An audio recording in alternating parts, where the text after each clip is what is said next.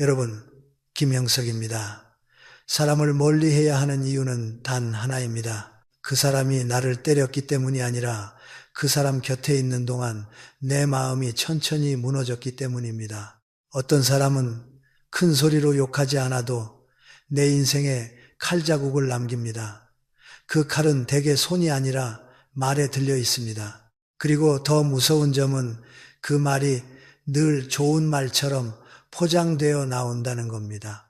우리는 흔히 사람을 판단할 때 행동을 봅니다. 하지만 행동은 상황에 따라 바뀝니다. 반면 말버릇은 잘 바뀌지 않습니다. 말버릇은 그 사람이 평소에 세계를 바라보는 방식이고 타인을 대하는 태도이며 자기 안에 결핍이 새어나오는 통로입니다. 그래서 저는 사람을 볼 때 그가 어떤 일을 했는지보다 무심코 어떤 말을 반복하는지를 더 주의 깊게 봅니다. 본성이 못된 사람은 대개 큰 악을 드러내지 않습니다. 대신 아주 작은 독을 매일 조금씩 타넣습니다. 그리고 그 독은 관계라는 컵 속에서 서서히 농도를 높입니다. 여러분도 이런 경험이 있으실 겁니다. 오랜만에 누군가를 만나 이야기를 나눴는데 특별히 나쁜 일을 겪은 것도 아닌데 집에 돌아오는 길이 이상하게 무겁습니다. 몸이 피곤한 게 아니라 마음이 피곤합니다. 무엇이 마음을 건드렸는지 딱 집어 말하기도 어렵습니다. 왜냐하면 상대는 분명 좋은 말을 했고 칭찬도 했고 조언도 했기 때문입니다. 그런데도 찝찝합니다. 그 찝찝함이 바로 신호입니다. 말의 겉모양이 아니라 말 속의 태도가 내 마음을 찌른 것입니다. 제가 오늘 여러분께 가장 먼저 말씀드리고 싶은 것은 이것입니다. 본성이 못된 사람은 대놓고 무례하지 않을 때가 많습니다. 대신 칭찬을 가장한 무시를 합니다. 축하를 가장한 내려치기, 관심을 가장한 평가, 친절을 가장한 우월감, 그들은 칼을 숨기고 다가옵니다. 그래서 더 위험합니다. 예를 들어 이런 말입니다. 와, 진짜 대단하다. 듣기엔 좋지요. 그런데 곧바로 이어서 근데 너 원래 그런 거 잘 못했잖아. 누가 도와준 거 아니야. 가 따라옵니다. 혹은 네가 이런 것도 하네. 의외다. 라고 합니다. 여러분, 여기서 핵심은 대단하다가 아닙니다. 핵심은 의외다입니다. 의외라는 말은 무엇을 뜻합니까?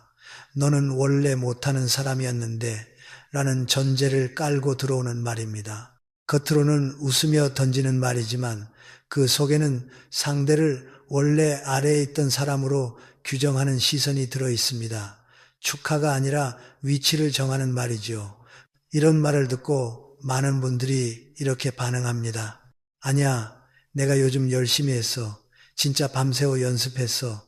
내가 다 했어. 설명을 늘어놓지요. 그런데 여러분, 저는 여기서 한 가지를 단호하게 말씀드리고 싶습니다. 설명은 당신을 살리지 못합니다. 설명을 길게 할수록 그 사람은 속으로 더 확신합니다. 봐라, 내가 건드리니 흔들린다. 그 사람의 목표는 사실 단순합니다. 여러분의 성취를 인정해 주는 게 아니라 여러분이 성취로 인해 당당해지는 순간을 조금이라도 줄이는 것, 다시 말해 여러분의 기쁨을 온전히 누리지 못하게 만드는 것입니다. 왜 그럴까요? 본성이 못된 사람은 타인의 성장 앞에서 불편함을 느낍니다. 남이 한 발짝 앞으로 나가면 자기 안에서 비교가 일어납니다. 비교가 일어나면 열등감이 올라옵니다. 열등감이 올라오면 두 가지 길이 있습니다. 하나는 나도 배우자이며 다른 하나는 저 사람을 낮추자입니다. 성숙한 사람은 전자를 선택합니다. 하지만 본성이 못된 사람은 후자를 선택합니다. 그리고 그 후자를 선택하면서도 자기가 나쁜 사람이 되기 싫어합니다. 그래서 칭찬의 포장지를 씌웁니다. 칭찬이라고 해두면 공격이 아니라 좋은 말이 되어버리니까요. 이 교활함이 관계를 병들게 합니다. 여러분, 욥은 상처가 분명합니다. 그래서 손절하기가 쉽습니다. 하지만 칭찬 가장 무시는 상처가 애매합니다. 그래서 우리가 스스로를 의심하게 만듭니다. 내가 예민한가? 그냥 농담인가? 그래도 좋은 뜻이었겠지. 이렇게요. 그 순간부터 관계의 중심이 여러분이 아니라 상대에게 넘어갑니다. 내 감각을 믿지 못하게 되면 결국 그 사람의 말이 내 마음의 기준이 됩니다. 이것이 위험의 시작입니다. 본성이 못된 사람은 아주 잘 알고 있습니다. 사람은 정면 공격보다 애매한 공격에 더 오래 시달린다는 것을요. 정면 공격은 분노로 끊어내지만 애매한 공격은 자기 검열로 스스로를 갉아먹습니다. 그렇다면 어떻게 해야 할까요? 저는 3가지 원칙만 기억하시라고 말씀드립니다. 첫째, 칭찬인데 마음이 불편하면 그건 칭찬이 아닙니다. 우리는 칭찬을 들으면 마음이 따뜻해져야 합니다. 그런데 칭찬을 들은 후 마음이 오히려 얼어붙고 내가 작아진 느낌이 들고 집에 돌아와 계속 그 말을 곱씹게 된다면 그 말은 이미 칭찬의 기능을 잃었습니다. 말은 기능으로 판단해야 합니다. 상대가 웃었는지가 아니라 내 마음이 어떻게 변했는지로 판단해야 합니다. 둘째, 반응은 짧고 단단하게 하십시오. 누가 도와준 거 아니야? 아니요, 제가 했어요. 여기서 끝입니다. 의외다. 그럴 수도 있죠. 또는 저도 하면 합니다. 이 정도면 충분합니다. 여러분이 길게 설명할수록 대화는 인정받기 위한 재판이 됩니다. 관계에서 재판을 열면 늘 지는 쪽은 마음이 여린 사람입니다. 짧게 끊는 것은 무례가 아니라 자존의 기술입니다. 셋째, 그 사람을 마음에 가까운 자리에 두지 마십시오. 멀리 해야 할 사람은 반드시 큰 사건을 일으키는 사람이 아닙니다. 내 기쁨을 축하하지 못하고 축하하는 척하면서 내 자존감을 깎는 사람, 이런 사람을 곁에 두면 내 삶의 빛이 조금씩 줄어듭니다. 겉으로는 별일이 없는데 마음이 흐려집니다. 이것만큼 손해가 없습니다. 여러분, 진짜 인연은 나를 시험하지 않습니다. 진짜 인연은 네가 웬일이야 라고 말하지 않습니다. 대신 고생했겠다, 멋지다 라고 말합니다. 칭찬 뒤에 꼬리표를 붙이지 않습니다. 나를 원래 부족한 사람으로 규정하지 않습니다. 내 과거를 끌어와 지금의 성취를 깎지 않습니다. 그 사람 앞에서는 내가 당당해집니다. 더 나아가 나도 그 사람을 당당하게 축하해주고 싶어집니다. 인연은 그렇게 서로를 키웁니다. 반대로 본성이 못된 사람은 내 성취를 보며 한 번 더 만져봅니다. 어디가 약한지 찾습니다. 그리고 그 약한 부분을 농담이라는 이름으로 툭 칩니다. 예민해 라고 말하면서 사실은 내가 아픈 걸 즐깁니다. 이것은 단순한 말버릇이 아닙니다. 타인을 존중하지 않는 세계관입니다. 타인을 축하할 줄 모르는 사람은 결국 타인을 사랑할 줄도 모릅니다. 사랑은 감탄과 존중에서 시작되는데 그들은 감탄 대신 비교를 하고 존중 대신 평가를 하기 때문입니다. 여러분, 나이가 든다는 것은 관계를 늘리는 기술이 아니라 관계를 고르는 지혜를 배우는 과정입니다. 내 인생의 남은 시간을 누군가의 열등감을 달래주며 쓰기에는 너무 아깝습니다. 내 마음을 깎아먹는 말 앞에서 참아야 어른이라는 생각을 버리십시오. 참는다고 품격이 생기지 않습니다. 품격은 때로 가려내는 단호함에서 나옵니다. 오늘부터 하나만 실천해 보십시오. 누군가가 웃으며 칭찬을 던졌는데 내 마음이 차가워졌다면 그 자리에서 조용히 결론을 내리십시오. 이 사람은 내 편이 아닐 수도 있겠구나. 그 결론 하나가 여러분을 지켜줍니다. 그리고 그 사람을 대할 때 내 진짜 성취와 내 진짜 꿈은 쉽게 꺼내 보여주지 마십시오. 진짜 박수칠 사람에게만 보여주십시오. 박수칠 줄 모르는 사람에게 보여주는 순간 그들은 박수 대신 가시를 쥐어줍니다. 여러분의 인생은 귀합니다. 여러분의 마음은 더 귀합니다. 축하를 가장해 내 자존감을 갉아먹는 말 한마디에 흔들리지 마십시오. 그 말은 여러분의 실력이 아니라 그 사람의 마음 상태를 드러낸 것뿐입니다. 우리는 타인의 독을 해독하느라 지칠 필요가 없습니다. 독이 있는 자는 처음부터 내려놓으면 됩니다. 여러분, 김형석입니다. 관계에서 사람을 가장 지치게 만드는 유형이 있습니다. 그들은 욕하지도 않습니다. 무례하게 소리치지도 않습니다. 그런데 이상하게 그 사람과 대화를 하고 나면 마음이 텅 비고 내가 사라진 느낌이 듭니다. 왜 그럴까요? 이유는 단순합니다. 그들은 대화를 마음의 교류로 하지 않고 무대로 합니다. 그리고 그 무대의 주인공은 언제나 자기 자신이어야 합니다. 여러분이 힘든 마음을 털어놓을 때가 있지요. 큰 용기를 내어 말문을 열었는데 상대가 공감해 주기는커녕 갑자기 자기 이야기로 방향을 꺾어버립니다. 아유, 그건 아무것도 아니야. 나는 더 했어. 그 정도로 힘든 거야? 나는 옛날에 말이야. 이 말이 왜 독이 되는지 아십니까? 이 말은 상황을 비교하는 말이 아니라 사람을 비교하는 말이기 때문입니다. 당신의 고통이 아니라 나의 고통이 더 크다는 선언, 당신의 이야기보다 나의 서사가 더 중요한 사람이라는 고백입니다. 대화에는 순서가 있습니다. 누군가가 마음을 열면 먼저 해야 할 일은 조언이 아니라 머물러 주는 것입니다. 그랬구나. 많이 힘들었겠다. 이 한마디가 사람을 살립니다. 그런데 어떤 사람은 그 자리에 머물지 못합니다. 왜냐하면 남이 위로받는 순간이 자기에게는 불편하기 때문입니다. 남이 주목받으면 내 존재감이 줄어드는 것처럼 느끼기 때문입니다. 그래서 본능적으로 스포트라이트를 다시 자기에게로 끌어옵니다. 이것을 저는 감정의 독점이라고 부릅니다. 상대의 감정을 들어주는 척하면서 결국 감정의 중심을 자신으로 돌리는 습관이지요. 이런 사람의 말버릇은 아주 일정합니다. 그건 별거 아니야. 나는 더 힘들었어. 내가 옛날에 겪어봐서 아는데 그렇게 하면 안 돼. 내가 해봤는데. 듣는 사람은 그 순간 마음이 다칩니다. 왜냐하면 내가 꺼낸 진심이 진심 대접을 받지 못했기 때문입니다. 사람은 해결책을 원하는 것이 아닙니다. 특히 상처가 깊을수록 해결책보다 먼저 필요한 건 인정입니다.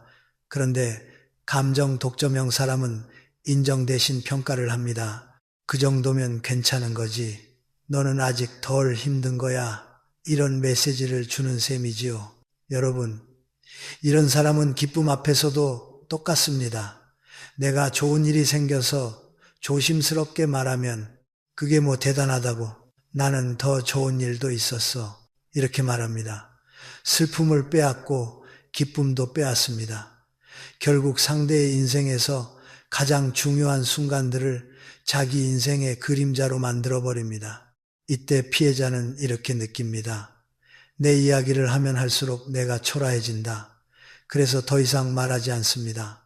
관계는 껍데기만 남습니다. 정약용 선생께서도 사람의 마음을 이렇게 꿰뚫어 보셨습니다. 자기의 괴로움만 크게 여기고 남의 괴로움을 가볍게 여기는 자와는 결코 깊은 정을 나눌 수 없다. 이 말이 왜 정확한가요? 깊은 정이라는 것은 결국 한 사람이 다른 사람의 마음에 자리를 내어주는 능력에서 생깁니다. 그런데 감정 독점형 사람은 자리를 내어주지 않습니다. 그들의 마음에는 늘 내 이야기만 앉아 있습니다. 그러니 당신의 마음이 앉을 자리가 없습니다. 여러분, 이런 사람과 대화를 오래 하면 어떤 일이 생길까요? 첫째, 내 감정이 점점 작아집니다. 내가 느끼는 게 별건가 하고 스스로를 축소합니다. 둘째, 내 말이 점점 짧아집니다. 어차피 말해도 빼앗기니까요. 셋째, 관계가 위로가 아니라 노동이 됩니다. 만나면 내가 들어줘야 하고 내가 맞장구 쳐야 하고 내가 기운을 내어줘야 합니다. 그러면 결국 마음이 마릅니다. 그렇다면 어떻게 해야 할까요? 저는 3가지를 권합니다. 첫째, 그 사람 앞에서 내 깊은 이야기를 꺼내지 마십시오. 마음은 누구에게나 열 수 있는 문이 아닙니다. 문을 열려면 그 안에 방을 존중할 줄 아는 사람이 필요합니다. 감정 독점형 사람은 방을 존중하지 않습니다. 들어오자마자 가구를 자기 마음대로 옮겨버립니다. 그러니 중요한 이야기는 아끼십시오. 그 사람에게는 날씨 이야기, 건강 이야기, 가벼운 근황 정도만 나누는 것이 좋습니다. 둘째, 대화를 뺏길 때는 멈추는 기술을 쓰십시오. 상대가 나는 더했어로 들어오면 길게 반응하지 마십시오. 그랬군요. 그런 일도 있으셨군요. 짧게 받고 다시 내 이야기로 돌아오려 애쓰지 마십시오. 왜냐하면 그 자리에서 싸우듯 내 이야기 되찾기를 하면 당신만 더 지치기 때문입니다. 그 사람은 애초에 대화의 균형을 원하지 않습니다. 셋째, 나 자신도 경계하십시오. 우리가 나이가 들면 내 경험이 늘어납니다. 경험이 늘어나면 자꾸 말하고 싶어집니다. 그런데 누군가가 아픈 이야기를 할 때 내가 먼저 내 경험을 꺼내기 시작하면 나도 모르게 감정 독점형이 될 수 있습니다. 그러니 스스로에게 한 가지 규칙을 주십시오. 누군가가 힘들다고 말하면 나는 먼저 이렇게 말한다. 그랬구나. 정말 많이 힘들었겠다. 그리고 잠시 침묵한다. 이 침묵이 상대에게는 당신 이야기를 내가 품고 있다는 신호가 됩니다. 어른의 품격은 말솜씨가 아니라 침묵의 무게에서 나옵니다. 여러분, 사람은 누구나 인정받고 싶습니다. 그런데 본성이 못된 사람은 그 욕구가 유독 강합니다. 그래서 남의 이야기 위에 자기 이야기를 쌓아 올립니다. 남의 감정 위에 자기 감정을 덧칠합니다. 결국 상대의 마음은 숨을 쉬지 못합니다. 그런 관계는 오래 갈수록 병이 됩니다. 오늘부터 한 가지 기준을 세우십시오. 내가 마음을 열었을 때 그 사람이 내 마음에 머물러 주는가? 아니면 내 마음을 밟고 자기 무대로 올라서는가? 이 기준 하나면 여러분의 인간관계가 훨씬 가벼워질 겁니다. 여러분, 김형석입니다. 사람의 본성을 가장 빨리 드러내는 순간이 있습니다. 화가 났을 때도, 이익이 걸렸을 때도 아닙니다. 의외로 첫마디에서 드러납니다. 만나자마자 나오는 첫마디는 그 사람의 기본 온도입니다. 그 온도는 하루 컨디션이 아니라 삶을 바라보는 습관에서 나옵니다. 여러분은 이런 경험 없으십니까? 오랜만에 누군가를 만나러 갔는데 자리에 앉기도 전에 상대가 한숨부터 쉽니다. 아이고, 오다가 버스가 얼마나 험하게 운전하는지 허리가 끊어지는 줄 알았어. 요즘 세상 진짜 엉망이야. 난 온몸이 쑤셔 죽겠어. 아들, 딸은 연락도 없고. 이런 말이 시작되면 그날 만남은 이미 방향이 정해집니다. 그 사람은 대화를 하는 것이 아니라 내 앞에 불평의 쓰레기 봉투를 툭 내려놓고 풀기 시작합니다. 그리고 여러분은 어느새 그 쓰레기를 함께 치우는 사람이 됩니다. 저는 이것을 관계의 온도를 낮추는 불평불만이라고 부릅니다. 친하니까 털어놓을 수 있다고요. 물론입니다. 한두 번은 그럴 수 있습니다. 문제는 상황이 아니라 습관입니다. 만날 때마다 인사처럼 의례처럼 불평으로 시작하면 그건 더 이상 하소연이 아닙니다. 상대의 에너지를 빨아들이는 방식이 됩니다. 여러분, 사람의 기분은 전염됩니다. 웃음도 전염되고 짜증도 전염됩니다. 특히 나이가 들수록 우리는 에너지가 예전 같지 않지요.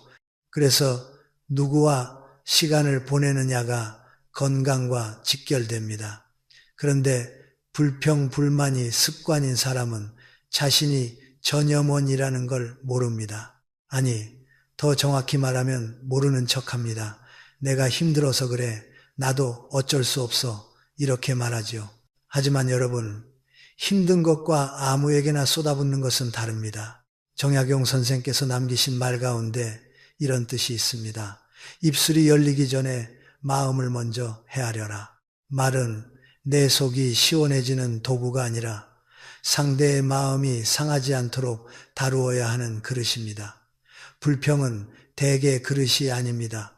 불평은 쏟아붓는 겁니다. 상대가 받아낼 준비가 되어 있는지, 지금 그 자리가 그런 자리인지 조금도 살피지 않습니다.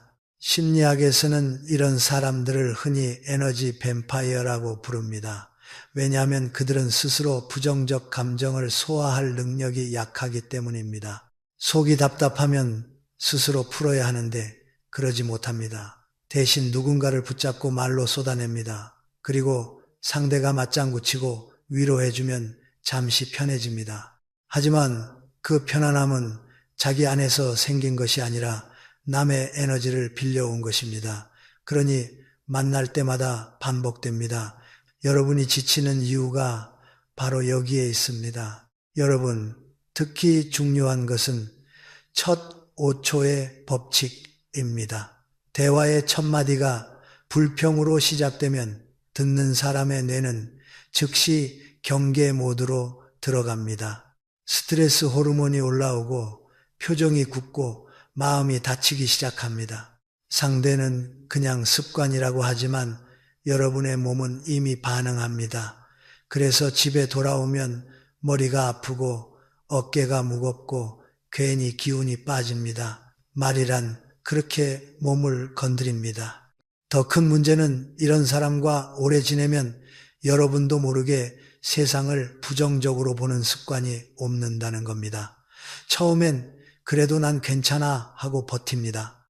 그런데 한 달, 두 달, 1년이 지나면 나도 모르게 입에서 비슷한 말이 나오기 시작합니다. 요즘 세상 참 사람들이 왜 이렇게 나도 몸이 여러분의 삶의 온도가 내려갑니다. 불평은 전염병입니다.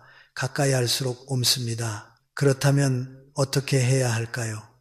저는 현실적인 3가지 방법을 말씀드리겠습니다. 첫째, 불평이 시작되면 대화의 방향을 즉시 바꾸십시오.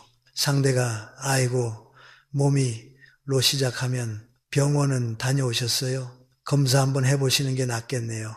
이렇게 해결로 돌려놓으십시오. 왜냐하면 불평을 오래 들어주면 상대는 그 자리를 감정 배출구로 확정해버립니다. 여러분은 친구가 아니라 쓰레기통이 됩니다. 그러니 초기에 방향을 잡아야 합니다. 둘째, 공감과 흡수를 구분하십시오. 공감은 그랬구나, 힘들겠다 라고 말해주는 것입니다. 하지만 흡수는 상대의 우를 내 몸 안으로 들여오는 것입니다. 공감은 잠깐이면 충분합니다. 아이고 힘드셨겠네요. 그리고 곧바로 그래도 오늘은 얼굴 보니 좋네요. 우리 기분 좀 풀어봐요. 이렇게 선을 그으십시오. 선을 긋는 것이 냉정함이 아닙니다. 관계를 오래가게 만드는 건강한 기술입니다. 셋째, 거리를 두는 용기를 가지십시오. 만날 때마다 불평만 쏟아내고 여러분이 지쳐도 바뀌지 않는다면 그건 성격이 아니라 습관, 더 깊게는 삶의 태도입니다. 그 태도를 여러분이 고칠 수는 없습니다. 여러분이 할 수 있는 것은 내 에너지를 지키는 것뿐입니다. 만남의 횟수를 줄이고 시간도 짧게 잡고 필요하면 오늘은 좀 피곤해서 올해는 못 있어 라고 말하는 단호함이 필요합니다. 여러분, 나이가 든다는 것은 참고 견디는 능력을 자랑하는 일이 아닙니다. 내 마음의 평화를 지키는 지혜를 키우는 일입니다. 불평을 늘어놓는 사람이 나쁜 사람이라고 단정할 필요는 없습니다. 다만 그 사람이 내 삶을 따뜻하게 만들지 못한다면 그건 내가 가까이 할 인연이 아니라는 뜻입니다. 그리고 우리 자신도 돌아봐야 합니다. 나도 모르게 만남의 첫마디가 아프다, 힘들다, 짜증난다로 시작하지는 않는지 말입니다. 아무리 몸이 고단하고 삶이 팍팍해도 귀한 인연을 만난 자리에서는 이렇게 말해보십시오. 오늘 얼굴 보니 좋네요. 덕분에 기운이 납니다. 그 첫마디 하나가 상대의 하루를 밝히고 결국 내 삶까지 밝힙니다. 말은 내 마음을 먼저 바꿉니다. 그래서 말이 곧 인생입니다. 여러분, 불평이 습관인 사람 곁에 오래 머물지 마십시오. 그 우울한 기운에 여러분의 남은 시간을 저당 잡히지 마십시오. 관계는 의무가 아닙니다. 관계는 서로의 삶을 살리는 온기여야 합니다. 여러분, 김형석입니다. 사람 사이에서 상처가 깊어지는 순간은 대개 큰 사건이 아닙니다. 말을 끊는 순간입니다. 누군가가 용기 내어 속마음을 꺼내고 있을 때 상대가 그 말을 딱 잘라버리며 이렇게 말합니다. 그건 아니지. 네가 틀렸어. 내가 말이 맞아. 여러분, 이 한마디는 단순한 의견 표현이 아닙니다. 상대의 마음을 중간에서 끊어버리는 폭력입니다. 대화는 정보 교환이 아닙니다. 특히 가족이나 가까운 사람 사이의 대화는 정답 맞히기가 아니라 마음의 이동입니다. 내가 지금 어떤 마음인지, 왜 그렇게 느끼는지, 그걸 조심스럽게 건네는 과정이지요. 그런데 상대가 말을 끊는다는 건 무엇을 뜻합니까? 내 마음은 끝까지 들을 가치가 없다. 내 판단이 너보다 위다. 이런 메시지를 숨겨서 보내는 겁니다. 말을 끊는 사람은 흔히 이렇게 착각합니다. 나는 옳은 소리를 해주는 거야. 내가 바로잡아줘야 해. 하지만 여러분, 옳은 소리는 태도와 함께 전달됩니다. 태도가 틀리면 옳은 말도 칼이 됩니다. 내용이 맞아도 전달이 폭력이면 상대는 상처를 받습니다. 그리고 상처받은 마음은 어떤 정답도 받아들이지 않습니다. 이런 유형의 말버릇을 저는 공감을 차단하는 말 끊기라고 부릅니다. 이들은 상대가 말하는 도중에도 이미 결론을 내리고 있습니다. 듣는 척하지만 사실은 기다리지 못합니다. 왜냐하면 대화의 목적이 이해가 아니라 지배이기 때문입니다. 여러분이 이야기하고 있는데 상대가 끼어들어 이렇게 말하는 장면을 떠올려 보십시오. 아니, 그건 네가 잘못 생각한 거야. 요즘 젊은 애들이 너무 예민해. 그런 건 원래 참는 거야. 이 말들은 무엇을 하는 겁니까? 상대의 감정을 느끼는 것에서 틀린 것으로 바꾸어 버립니다. 슬픔이 과민함이 되고 억울함이 오해가 되고 고통이 약함이 됩니다. 이렇게 되면 사람은 두 번 무너집니다. 한 번은 상황 때문에, 또 한 번은 내 감정이 부정당해서 무너집니다. 심리학에서는 이런 행동을 대화 지배욕이라고 부릅니다. 특징이 있습니다. 이들은 상대의 말을 듣는 동안에도 머릿속으로는 다음 반박을 준비합니다. 질문을 던지는 척하지만 사실은 상대를 이해하려는 질문이 아니라 상대를 꺾으려는 질문입니다. 그들의 대화는 다리가 아니라 성벽입니다. 마음과 마음이 오가야 하는데 그들은 내가 옳다는 성벽을 쌓아놓고 그 위에서 내려다봅니다. 그리고 이 습관이 무서운 이유는 관계를 서서히 말려 죽이기 때문입니다. 말을 끊는 사람이 곁에 있으면 사람은 점점 말이 줄어듭니다. 속마음을 말하려다가도 어차피 또 끊기겠지 생각합니다. 그러면 겉으로는 대화가 유지되는 것 같아도 실제로는 표면적인 이야기만 오갈 뿐입니다. 날씨, 건강, 뉴스 같은 이야기만 남습니다. 마음은 사라집니다. 관계는 껍데기만 남습니다. 정약용 선생이 남긴 말이 있습니다. 말하는 이가 끝맺지 않으면 듣는 이도 끝까지 들어야 한다. 그것이 사람을 대하는 예의 첫걸음이다. 이 말은 단순히 예절 이야기가 아닙니다. 사람의 마음이 안전하다고 느끼는 조건을 말해주는 겁니다. 인간은 끝까지 들어주는 사람 앞에서만 마음을 엽니다. 말을 끊는 사람 앞에서는 마음이 다칩니다. 다친 마음은 관계를 병들게 합니다. 그렇다면 여러분은 이런 사람을 어떻게 대해야 할까요? 첫째, 마음 이야기를 그 사람에게 맡기지 마십시오. 말을 끊는 사람에게는 중요한 고민, 깊은 속내, 상처를 함부로 보여주지 않는 게 좋습니다. 그 사람은 아직 그릇이 준비되지 않았습니다. 여러분의 진심을 담기에는 그릇이 너무 날카롭습니다. 둘째, 대화의 규칙을 짧게 세우십시오. 상대가 끊어들 때 길게 따지지 말고 이렇게 말할 수 있습니다. 잠깐만요. 제 말 끝까지 하고 싶어요. 조금만 들어주세요. 지금은 공감이 필요해요. 이 한 문장은 싸움이 아니라 대화의 안전장치입니다. 물론 모든 사람이 받아들이진 않습니다. 그러나 한 번은 분명히 말해야 합니다. 내 마음의 경계를 세우지 않으면 상대는 그것을 허락으로 착각합니다. 셋째, 우리 자신도 경계하십시오. 나이가 들면 경험이 생깁니다. 경험이 생기면 상대가 말하는 순간 결론이 머릿속에 떠오릅니다. 그래서 끊고 싶어집니다. 그런데 그 순간 한 번만 멈추십시오. 손으로 입술을 누르는 느낌으로 참으십시오. 상대의 말이 끝날 때까지 기다리십시오.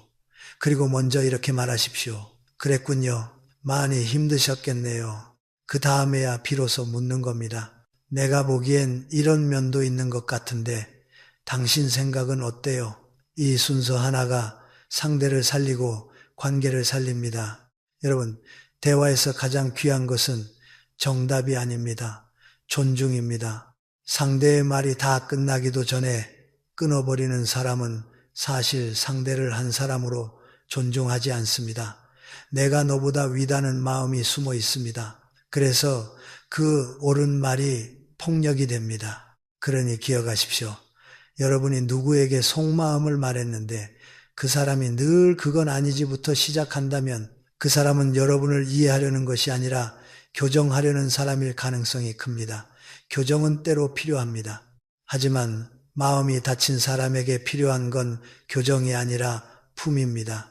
품이 없는 교정은 사람을 더 망가뜨립니다. 여러분의 남은 인생은 마음을 마음대로 끊어내는 사람에게 설명하고 설득하느라 쓰기에는 너무 소중합니다. 끝까지 들어주는 사람, 말을 다하고 숨을 고를 시간을 주는 사람, 그 사람 곁에서 여러분의 마음은 다시 살아납니다. 그게 진짜 인연입니다. 여러분, 김영석입니다.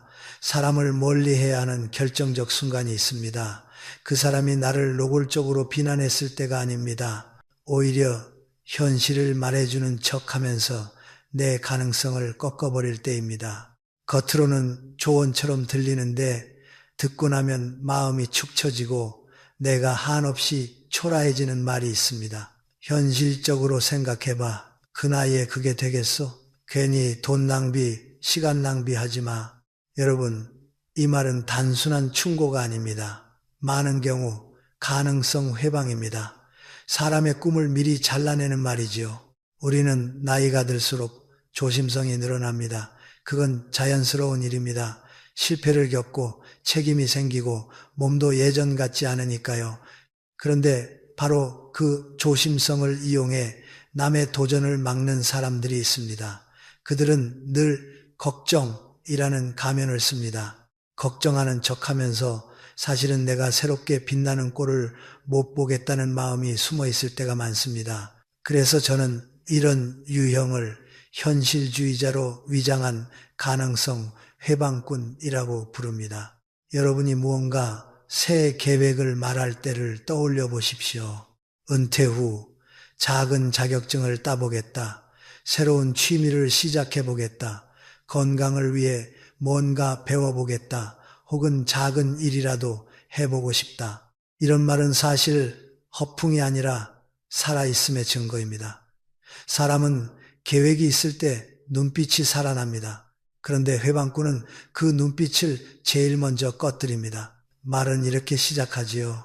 야, 내가 다 알아. 현실은 냉정해. 요즘 젊은 애들도 안 되는데 너라고 되겠어. 그런 거 해봐야 소용없어. 그 순간 여러분의 가슴에서 작은 불씨가 꺼지는 걸 느끼셨을 겁니다. 계획을 말할 때만 해도 설렜는데 집에 돌아오면 이상하게 부끄러워집니다. 내가 너무 나댔나? 내가 주제 파악 못했나? 이렇게 스스로를 깎아내리게 됩니다. 여러분, 이게 바로 회방꾼의 효과입니다. 그들은 여러분을 직접 공격하지 않습니다. 대신 여러분이 스스로를 공격하게 만듭니다. 왜 이런 일이 생길까요? 심리학에서 자주 쓰는 비유가 있습니다. 바구니 속에 개를 여러 마리 넣어두면 한 마리가 밖으로 기어 나오려 할 때 다른 개들이 집게발로 끌어내린다는 이야기입니다. 이걸 개통 효과라고도 부릅니다. 사람 관계에서도 비슷한 일이 벌어집니다. 누군가가 변하려 하고 새로 도전하려 하면 어떤 사람은 기뻐하기보다 불안해합니다. 제가 변하면 나는 뭐지? 제가 앞서가면 나는 뒤처지나? 이 불안을 견디지 못하면 상대를 끌어내리는 말이 나옵니다. 그런데 그 끌어내림은 대개 이런 모습입니다. 현실적으로 생각해. 그래서 더 교활합니다. 공격이 아니라 조언처럼 들리니까요. 정약용 선생께서는 사람의 길을 막는 심리를 아주 날카롭게 경계하셨습니다. 남의 길을 함부로 막지 말라. 그 길이 내 길이 아니라 하더라도 그것이 그의 길일 수 있기 때문이다. 이 말씀은 단순한 덕목이 아닙니다. 인생 후반에 특히 중요한 원칙입니다. 나이가 들면 길은 더 줄어드는 게 아니라 오히려 더 다양해집니다. 어떤 사람은 60에 시작한 일이 70의 인생을 살립니다. 어떤 사람은 은퇴 후 배운 작은 기술 하나로 사람을 만나고 활력을 찾고 건강을 되찾습니다. 그런데 회방꾼은 자신의 좁은 경험으로 세상을 재단합니다. 그리고 그 재단으로 남의 날개를 꺾습니다. 이런 사람들의 말투에는 공통점이 있습니다. 그건 안 돼. 그건 별로야. 그건 의미 없어. 괜히 하지 마. 내가 해봐서 아는데. 여러분, 안 된다는 말을 너무 쉽게 하는 사람을 조심하십시오. 세상에서 가장 값싼 지식이 안 되는 이유입니다. 안 되는 이유는 누구나 말할 수 있습니다. 진짜 지혜는 되게 만드는 조건을 말하는 것입니다. 여러분의 계획을 들었을 때 진짜 인연은 이렇게 묻습니다. 좋다. 그럼 어떻게 하면 현실적으로 가능할까? 준비는 뭐가 필요할까? 네가 즐겁다면 해보자. 이 차이가 큽니다. 회방꾼은 벽을 세우고 진짜 인연은 길을 만듭니다. 그렇다면 여러분은 회방꾼을 만났을 때 어떻게 해야 할까요? 첫째, 꿈을 아무에게나 말하지 마십시오. 꿈은 아직 완성된 성이 아닙니다. 처음엔 작은 집입니다. 지붕도 얇고 벽도 약합니다. 그래서 아무 말이나 한 방에 무너집니다. 그러니 꿈은 증명할 사람에게 말하지 말고 응원할 사람에게 말하십시오. 내 불씨를 보고 함께 바람을 불어줄 사람, 그 사람이 진짜 동료입니다. 둘째, 현실이라는 말에 즉시 흔들리지 마십시오. 현실은 하나가 아닙니다. 사람마다 현실이 다릅니다. 체력도 다르고 시간도 다르고 환경도 다르고 동기도 다릅니다. 어떤 사람에게는 불가능한 일이 다른 사람에게는 가능할 수 있습니다. 그런데 회방꾼은 자기 현실을 여러분에게 덮어 씌웁니다. 이때 속으로 이렇게 말하십시오. 그건 내 한계지 내 한계가 아니다.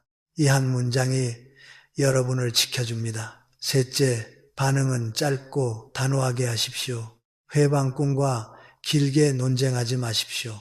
그들은 설득을 위해 말하는 게 아니라 여러분의 확신을 흔들기 위해 말합니다. 그래서 길게 대답할수록 여러분만 지칩니다. 고마워. 나는 한번 해볼게. 이 정도면 충분합니다. 부드럽게 말해도 마음은 단단해야 합니다. 결정을 빼앗기지 않는 태도가 중요합니다. 여러분, 인생 후반의 가장 큰 적은 실패가 아닙니다. 도전하다가 넘어지는 건 다시 일어날 수 있습니다. 하지만 도전하기 전에 마음이 꺾이면 다시 일어날 자리가 없습니다.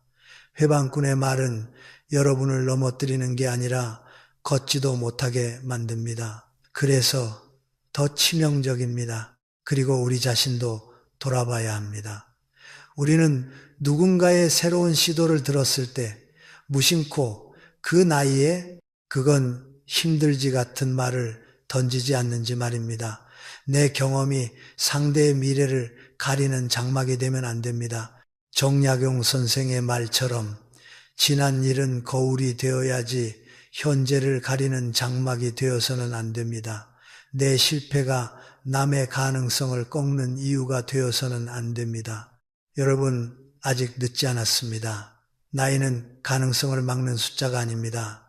오히려 인생에서 가장 중요한 것은 지금 내 마음이 무엇을 원하는가입니다. 그 마음이 움직이는데 누군가가 현실이라는 말로 찬물을 끼얹는다면 그 말은 조언이 아니라 방해일 가능성이 큽니다. 여러분의 꿈과 도전은 귀합니다. 그 귀한 것을 함부로 비웃거나 안 될 이유부터 나열하는 사람에게 맡기지 마십시오. 여러분은 여러분의 길을 가면 됩니다. 그리고 그 길을 지지해주는 사람만 곁에 두면 됩니다. 여러분, 김영석입니다. 어떤 사람은 말할 때 늘 이렇게 시작합니다. 내가 해봐서 아는데 내 말 들어. 절대 하지 마. 그거 하면 큰일 나. 겉으로는 경험에서 우러난 조언처럼 들립니다. 그런데 그 말을 듣고 나면 마음이 움츠러들고 하고 싶던 일도 겁이 나서 접게 됩니다. 여러분, 이것은 조언이 아니라 압박입니다. 더 정확히 말하면 조언을 가장한 통제입니다. 사람을 해치는 말은 욕설만이 아닙니다. 오히려 너를 위해서라는 말로 포장된 압박이 더 오래 남습니다. 왜냐하면 그 말은 나를 공격하는 것이 아니라 내 선택권을 빼앗기 때문입니다. 내가 해봐서 아는데라는 말은 어떤 의미입니까? 간단합니다. 나는 너보다 위에 있다. 나는 경험이 있고 너는 모른다. 그러니 너는 내 말을 따라야 한다. 이 구조가 깔려 있습니다. 여러분, 경험은 귀한 것입니다. 하지만 경험이 귀하다고 해서 그 경험이 곧바로 정답이 되지는 않습니다. 사람마다 체질이 다르고 환경이 다르고 시대가 다릅니다.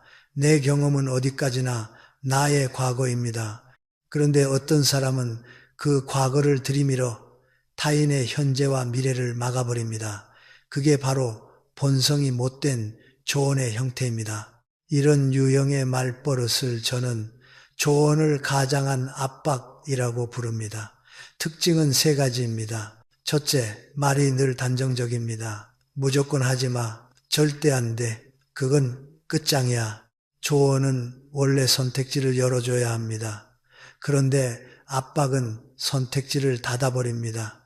선택지를 닫는 말은 조언이 아니라 통제입니다. 둘째, 근거가 내 경험 하나입니다. 내가 해봤어. 나는 겪어봤어. 그런데 여러분, 내가 겪어본 세계가 세상의 전부입니까? 어떤 사람은 수영이 안 맞을 수 있습니다. 무릎이 아플 수도 있습니다. 하지만 다른 사람에게는 수영이 최고의 재활이 되기도 합니다.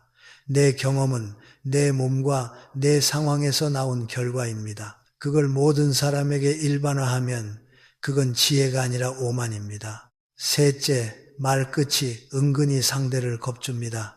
그러다 다친다. 괜히 돈만 날려. 나중에 후회한다. 이 겁주는 말은 상대의 심장을 쪼그라들게 합니다. 사람은 겁을 먹으면 도전하지 못합니다. 그리고 도전을 멈춘 사람은 시간이 지나면 이렇게 말합니다. 나도 해볼 걸. 그런데 그 후에는 말해준 사람이 책임져 주지 않습니다. 결국 여러분만 손해입니다. 왜 이런 사람들은 이렇게 말할까요? 정말 여러분을 걱정해서일까요? 물론 걱정이 섞인 경우도 있습니다. 하지만 문제가 되는 경우는 따로 있습니다. 많은 경우 그 밑바닥에는 이런 심리가 숨어 있습니다. 나는 실패했는데 네가 성공하면 어떡하지? 나는 안 하는데 너만 하면 내가 초라해지잖아. 그래서 상대의 가능성을 미리 꺾어버립니다. 이것을 심리학에서는 권위적 투사라고 부르기도 합니다. 자신의 두려움과 한계를 상대에게 투사해 상대도 같은 한계 속에 가두려는 것입니다. 정약용 선생께서는 유배지에서 수많은 글을 남기며 이런 뜻을 전하셨습니다. 지난 일은 거울이 되어야지 현재를 가리는 장막이 되어서는 안 된다. 이 말은 정말 중요한 가르침입니다. 과거의 실패는 나를 조심하게 만들 수는 있어도 타인의 미래를 가릴 권리는 없습니다. 그런데 압박형 조언자는 자신의 실패를 경험이라는 이름으로 포장해 남의 길 앞에 장벽을 세웁니다. 여러분이 혹시 이런 경험이 있지요? 새로운 취미를 시작해 보려 할 때, 건강을 위해 운동을 해보려 할 때, 작은 공부를 해보려 할 때, 누군가가 이렇게 말합니다. 내가 해봤는데 별거 없어. 그거 하면 손해야. 그건 나이 들어서 하면 더 아파. 이 말을 듣고 겁이 나서 접어버립니다. 그러면 무엇이 남습니까? 안전함이 남는 게 아닙니다. 가능했던 즐거움이 사라집니다. 나의 하루가 좁아집니다. 그리고 시간은 계속 갑니다. 여러분, 인생 후반의 가장 큰 손실은 돈이 아니라 가능성의 소멸입니다. 그럼 이런 사람을 만났을 때 어떻게 해야 할까요? 첫째, 그 사람의 말에서 압박을 분리해내십시오. 절대 하지 말라는 말 속에는 사실 이런 정보가 있을 수 있습니다. 내 경우에는 힘들었다. 그 정도입니다. 그러니 이렇게 번역하십시오. 당신은 힘들었구나. 하지만 나는 다를 수 있다. 이 번역이 여러분을 지켜줍니다. 둘째, 대답은 짧게, 선택권은 내 손에 쥐십시오. 고마워요. 참고할게요. 나는 내 속도로 한번 알아볼게요. 이 정도면 충분합니다. 여기서 설득하려 들지 마십시오. 압박형 조언자는 토론을 통해 결론을 내는 사람이 아니라 결론을 이미 정해놓고 밀어붙이는 사람입니다. 길게 말할수록 여러분만 흔들립니다. 셋째, 검증은 사람이 아니라 현장에서 하십시오. 누군가가 수영은 안 돼 라고 말하면 한번 체험 수업을 들어보십시오.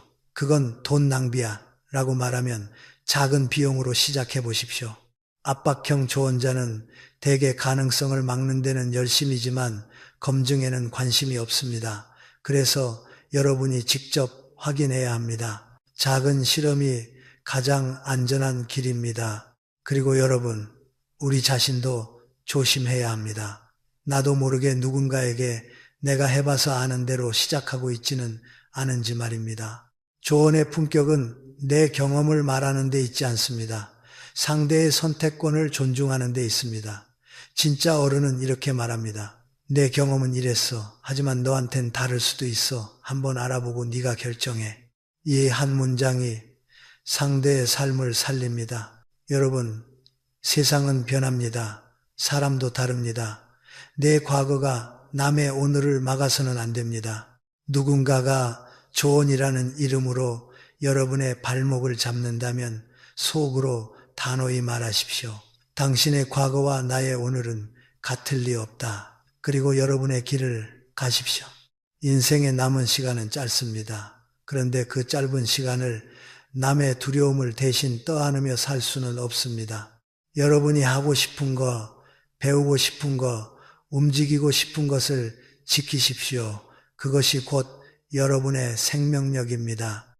생명력을 꺾는 말이 반복된다면 그 말은 조언이 아니라 본성이 만들어낸 압박입니다. 가까이 둘 이유가 없습니다. 여러분, 김영석입니다. 사람 사이에서 가장 교활한 폭력이 있습니다. 주먹이 아니라 말로 때리는 폭력입니다. 그런데 그 말은 늘 이런 가면을 쓰고 나옵니다. 나 원래 솔직해. 나 뒤끝 없어. 난 거짓말 못해. 이 말을 듣는 순간 많은 분들이 속으로 이렇게 생각합니다. 아, 성격이 직설적인가 보다. 그래서 참고 넘어갑니다. 하지만 여러분, 저는 단호히 말씀드리고 싶습니다. 솔직함은 무례의 면죄부가 아닙니다. 뒤끝이 없다는 말은 품격이 아니라 때로는 이기심의 선언입니다. 이런 유형의 말버릇을 저는 무례함을 솔직함으로 포장하는 이기심이라고 부릅니다. 특징은 간단합니다. 사람들 앞에서 가시 돋친 말을 던져 상대를 난처하게 만들고 나중에 이렇게 덧붙입니다. 서운해하지 마.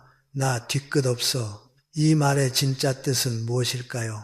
내가 너를 상처 줘도 너는 화내지 마. 내가 칼을 휘둘러도 너는 아파하지 마. 이런 구조입니다. 여러분, 상처에는 뒤끝이 남습니다. 칼을 맞으면 흉터가 남듯 말에 맞으면 마음의 흉터가 남습니다. 그런데 가해자는 말합니다. 난 뒤끝 없어. 물론 뒤끝이 없겠지요. 칼을 휘두른 사람은 손이 가볍습니다. 허공을 가른 것뿐이니까요. 하지만 맞은 사람은 다릅니다. 상처는 남습니다. 그 상처를 예민함으로 몰아붙이는 것이 바로 이 유형의 잔인함입니다. 예를 들어 보겠습니다. 모임에 갔는데 새 옷을 입고 나온 사람에게 이렇게 말합니다. 너 그 옷은 좀 아니다. 너무 화려해. 얼굴이 더 나이 들어 보여. 사람들 다 듣는 자리에서 말이죠. 그리고는 웃으며 한마디 더 합니다. 난 솔직한 거 알잖아. 여러분, 이건 솔직함이 아니라 공개망신입니다. 조언이 아니라 권력 과시입니다. 내가 너를 평가할 수 있는 위치에 있다는 걸 보여주는 행동이지요. 공자는 예가 아니면 말하지 말라고 했습니다. 말에는 기준이 있어야 합니다. 기준은 진실 여부가 아니라 상대의 마음을 살리는가입니다. 진실이라도 사람을 죽이면 칼입니다. 진실이라도 사람을 망신 주면 폭력입니다. 그런데 솔직함을 내세우는 사람은 이 기준이 없습니다. 오직 자신의 감정 배출만 있습니다. 내가 하고 싶은 말 했으니 시원하다. 그게 끝입니다. 그 시원함의 대가를 상대가 치르는 구조입니다. 정약용 선생께서도 말의 품격을 이렇게 말씀하셨습니다. 말을 할 때는 상대의 마음을 먼저 헤아려야 하니 내 입이 시원한 것보다 상대의 귀가 평안한 것이 먼저다. 이 말은 인간관계의 핵심을 찌릅니다. 품격은 할 말 다 하는 용기가 아니라 해야 할 말과 하지 말아야 할 말을 가리는 절제에서 나옵니다. 참는 것이 약함이 아닙니다. 오히려 참는 것이 강함입니다. 그런데 무례를 솔직함으로 포장하는 사람은 더 교활합니다. 그들은 미리 이렇게 말해둡니다. 나 뒤끝 없어. 이 말은 상대를 두 겹으로 묶습니다. 첫째, 상처받아도 말하지 말라는 묶음. 둘째, 상처받았다고 말하면 예민한 사람으로 만들겠다는 묶음. 그래서 피해자는 침묵합니다. 침묵하면 어떻게 될까요? 그 사람은 더 대담해집니다. 봐라, 이 정도 말해도 괜찮네. 그리고 다음엔 더 센 말을 합니다. 결국 여러분의 마음은 너덜너덜해집니다. 심리학에서는 이런 유형을 공감 면역 혹은 미성숙한 방어 기제로 보기도 합니다. 자신의 공격성을 직설적 성격으로 포장해 책임을 회피하는 것이죠. 그리고 동시에 상대의 분노를 차단합니다. 책임을 지지 않으려는 아주 이기적인 방식입니다. 그렇다면 여러분은 이런 사람을 만났을 때 어떻게 해야 합니까? 저는 세 가지를 권합니다. 첫째, 그 말은 상처였다는 사실을 짧고 분명하게 말하십시오. 우리는 너무 자주 좋게 넘어가자로 스스로를 속입니다. 하지만 반복되는 무례는 관계를 망칩니다. 그러니 차분히 말하십시오. 당신은 뒤끝이 없을지 몰라도 나는 상처가 남았습니다. 이 문장은 공격이 아닙니다. 사실을 말하는 겁니다. 무례한 사람은 대개 상대가 침묵할 때만 강합니다. 상대가 차분히 경계를 세우면 주춤합니다. 둘째, 공개적인 자리에선 즉시 선을 그으십시오. 사람들 앞에서 망신을 주는 말이 나오면 웃으며 넘기지 마십시오. 웃으면 허락이 됩니다. 이럴 때는 담담하게 이렇게 말할 수 있습니다. 그 말은 지금 여기서 듣기 불편하네요. 짧고 조용히, 그러나 단호하게 이 한마디가 여러분의 품격을 지켜줍니다. 셋째, 변하지 않으면 거리를 두십시오. 한번 말해도 바뀌지 않고 오히려 왜 예민해, 농담도 못 받아로 나온다면 그 사람은 배려할 마음이 없는 겁니다. 그 사람은 여러분을 존중하지 않습니다. 그런 인연을 붙잡고 정이라는 이름으로 참아줄 이유가 없습니다. 인연은 참는다고 깊어지지 않습니다. 존중이 있을 때만 깊어집니다. 여러분, 솔직함은 따뜻해야 합니다. 솔직함은 상대를 살리기 위해 진실을 전하는 것입니다. 하지만 무례한 솔직함은 상대를 깎아내리기 위해 진실을 휘두르는 것입니다. 같은 진실이라도 목적이 다릅니다. 목적이 다르면 그것은 다른 행위입니다. 전자는 약이고 후자는 독입니다. 그리고 우리 자신도 돌아보십시오. 혹시 나도 모르게 난 솔직해서 그래 라는 말로 누군가를 찌르고 있지는 않은지 말입니다. 말이란 한 번 던지면 주워 담을 수 없습니다. 상대의 마음에 꽂힌 대못은 쉽게 빠지지 않습니다. 진짜 품격은 하고 싶은 말이 떠올랐을 때 그 말이 상대의 마음에 어떤 파장을 만들지 한 번 더 생각하는 능력입니다. 여러분, 오늘 이후로 누군가가 무례한 말을 던지고 나 뒤끝 없어라고 말한다면 속으로 이렇게 정리하십시오. 저 사람은 뒤끝이 없는 게 아니라 남의 상처를 책임질 마음이 없는 것이다. 이렇게 보는 순간 여러분은 더 이상 그 말에 휘둘리지 않습니다. 그리고 그 사람과의 거리를 지킬 힘이 생깁니다. 여러분의 마음은 귀합니다. 그 마음을 함부로 긁어놓고도 솔직함이라는 말로 도망치는 사람에게 내 인생의 자리를 내주지 마십시오. 여러분, 김형석입니다. 사람을 가려낸다는 것은 누군가를 미워하자는 말이 아닙니다. 오히려 내 남은 삶을 더 따뜻하게 지키기 위한 지혜로운 선택입니다. 우리는 오랫동안 참아라, 맞춰라, 관계를 유지해라 라는 말 속에서 살아왔습니다. 특히 나이가 들수록 그래도 정이 있지 않냐, 이 나이에 사람 잃으면 안 된다 라는 말에 더 쉽게 묶입니다. 그런데 여러분, 저는 단호히 말씀드리고 싶습니다. 내 마음의 평화를 깨뜨리면서까지 지켜야 할 인연은 없습니다. 오늘 우리는 본성이 못된 사람이 습관처럼 내뱉는 말의 형태를 따라가며 사람의 속을 들여다봤습니다. 중요한 건 내용 하나하나를 외우는 게 아닙니다. 핵심은 패턴입니다.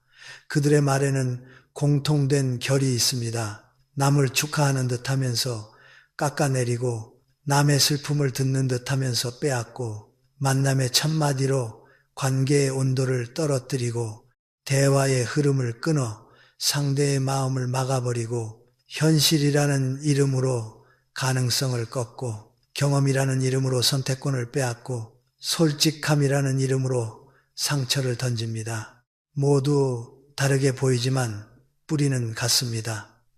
타인을 존중하지 않는 마음입니다. 정약용 선생의 가르침은 결국 한 문장으로 모입니다. 사람을 대하는 태도는 곧 그 사람의 덕이며 말은 덕의 겉모습입니다. 말이 거칠고 교묘하면 덕도 그만큼 흔들립니다. 저는 오래 살수록 확신하게 됩니다. 사람은 겉으로 잘해주는 것으로 평가할 수 없습니다. 밥을 사주고 선물을 줘도 말로 계속 내 마음을 갉아먹는다면 그건 따뜻한 관계가 아닙니다. 사랑이 아니라 소모입니다. 여러분, 우리는 관계에서 자주 착각합니다. 오래 알았으니 참아야지. 내가 어른이니까 이해해야지. 내가 먼저 양보해야지. 그런데 참는다고 해서 상대가 변합니까? 대개는 변하지 않습니다. 오히려 참아주는 사람이 있다는 사실이 그 사람에게는 면허가 됩니다. 이 정도 해도 괜찮네. 그래서 말은 더 거칠어지고 무례는 더 대담해집니다. 결국 상처는 더 깊어집니다. 참음은 미덕이 될 수 있지만 지속적인 무례 앞에서의 참음은 자기 학대가 되기 쉽습니다. 그렇다면 어떻게 해야 하느냐? 저는 정리를 너무 어렵게 생각하지 말라고 말씀드립니다. 정리는 꼭 극단적 단절만을 뜻하지 않습니다. 정리에는 단계가 있습니다. 여러분이 선택할 수 있습니다. 첫째, 거리의 정리입니다. 만나는 횟수를 줄이는 것, 연락을 늦게 받는 것, 대화 시간을 짧게 하는 것, 이것만으로도 관계의 독성이 크게 약해집니다. 가까울수록 상처가 깊어지니 거리를 조절하는 것부터 시작하면 됩니다. 둘째, 주제의 정리입니다. 그 사람에게 내 중요한 이야기, 내 꿈, 내 약점, 내 가족 문제를 꺼내지 않는 것, 날씨, 건강, 가벼운 근황 정도만 나누는 것. 사람은 자신을 지켜야 합니다. 진심은 아무에게나 주면 안 됩니다. 특히 말로 찌르는 사람에게 진심을 주면 그 진심이 약점이 됩니다. 셋째, 경계의 정리입니다. 불편한 말이 나올 때 짧고 단호하게 선을 긋는 것. 그 말은 불편하네요. 그건 지금 듣기 힘듭니다. 제 선택은 제가 하겠습니다. 이런 문장은 싸움을 키우는 말이 아니라 관계를 건강하게 만드는 말입니다. 경계가 없는 관계는 결국 한쪽이 무너집니다. 넷째, 인연의 정리입니다. 말을 해도 바뀌지 않고 경계를 세워도 비웃고 반복적으로 상처를 준다면 그때는 더 분명한 선택이 필요합니다. 관계는 두 사람이 함께 지키는 것입니다. 한 사람이 계속 무너뜨리면 그 관계는 이미 한쪽만의 노력으로 유지되는 불균형입니다. 불균형은 오래 갈수록 여러분만 병들게 합니다. 여러분, 저는 나이가 들수록 가장 중요한 능력은 사람을 이해하는 능력과 함께 사람을 가릴 줄 아는 능력이라고 생각합니다. 이해는 넓혀주지만 가림은 지켜줍니다. 이해만 있고 가림이 없으면 결국 여러분의 마음은 누구에게나 열려 있다가 누구에게나 닫힙니다. 가림은 차가움이 아니라 자기 보호입니다. 그리고 꼭 하나 더 말씀드리고 싶은 것이 있습니다. 우리가 멀리해야 할 말버릇을 가진 사람이 주변에 있다는 사실은 우리가 더 잘못해서가 아닙니다. 인생에는 누구에게나 그런 사람이 스쳐 지나갑니다.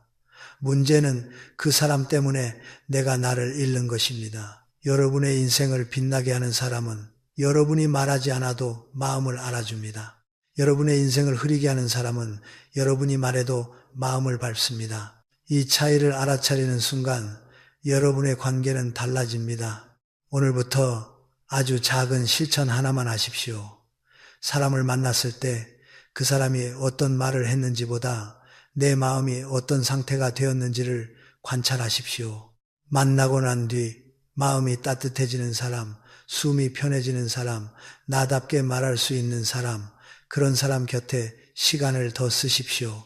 반대로 만나고 난 뒤 마음이 무거워지는 사람, 이상하게 자존감이 내려가는 사람, 괜히 내가 초라해지는 사람, 그런 사람 곁에서는 시간을 아끼십시오. 우리의 시간은 한정되어 있습니다. 정약용 선생은 오래 산다는 것을 많이 겪는 것이 아니라 많이 이해하는 것이라고 보셨습니다. 저는 여기에 한 문장을 덧붙이고 싶습니다. 많이 이해한다는 것은 더 좋은 인연을 선택할 줄 아는 눈이 생긴다는 뜻이라고 말입니다. 우리는 무조건 품어주는 사람이 되기 위해 사는 것이 아닙니다. 내 마음을 지키며 내 삶을 따뜻하게 채우기 위해 사는 것입니다. 여러분, 이제는 타인의 무례한 말에 밤잠 설치지 마십시오. 내가 잘못했나 하고 스스로를 깎아내리지 마십시오.